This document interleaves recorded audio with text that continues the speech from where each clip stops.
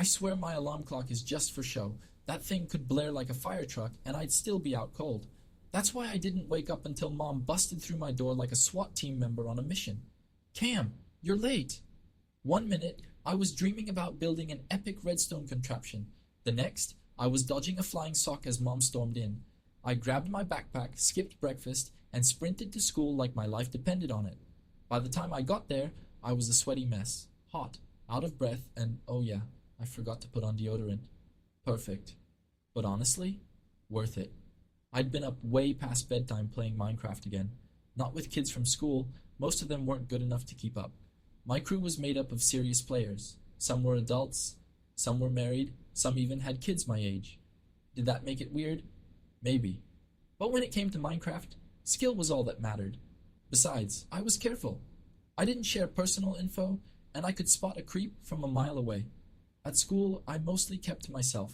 I got good grades, but my mind was usually somewhere else. Like planning what I was going to do with my stash of redstone when I got home.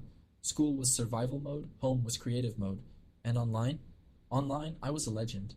I didn't have to overthink conversations or worry about saying something embarrassing. It was all about the game. Deep down, though, I knew Minecraft wasn't just a game. It was an escape. I wanted more friends, but talking to people in real life was way harder than typing in chat. If someone didn't like me online, I could pretend it was my avatar they had a problem with, not me. Not that I got much hate. My skills pretty much made me untouchable. That morning, I managed to make it to school just as they were finishing breakfast. I didn't care about food.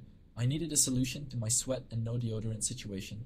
I grabbed a couple of orange slices from the breakfast cart and made a beeline for the bathroom.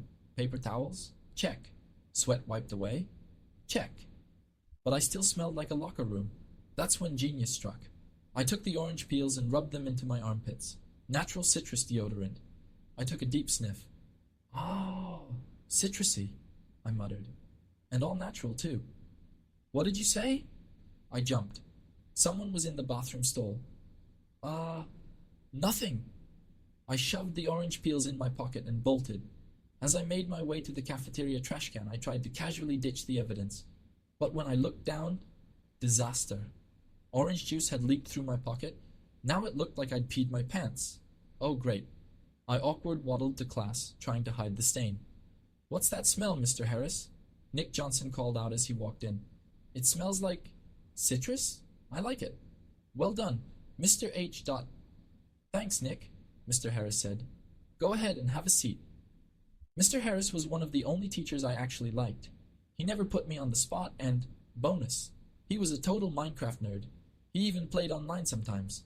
A teacher who got gaming? Rare. Once class settled in, Mr. Harris made an announcement. All right, listen up. Mr. Douchey is out sick today, so instead of PE, we're heading outside. You can run laps, walk, or just hang out, as long as you behave. I'd love to say I'm excited, but honestly, this is usually my time to plan amazing lessons to shape your young minds. So, let's all take it easy, okay? Deal, the class said in unison. PE wasn't until after lunch, so I pulled out my Minecraft book and got to work. I was researching how to create spawn eggs for custom mobs. Basically, I was dabbling in coding add-ons. Important business. Once I got into my book, I finally stopped sweating. I glanced up at my classmates. It was the usual game of musical chairs as everyone jockeyed to sit with the popular kids. What did they even talk about? Who cares? I tried to focus back on my book, but I still snuck one more look, just to make sure no one was talking about me. Ever since picture day in 3rd grade, aka the great haircut disaster, I had major trust issues. Mom made me get the worst haircut and wear a full-on suit. I looked like a miniature car salesman. The teasing lasted 3 brutal weeks.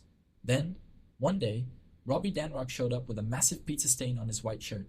Just like that, the spotlight shifted. I still owe that kid my life.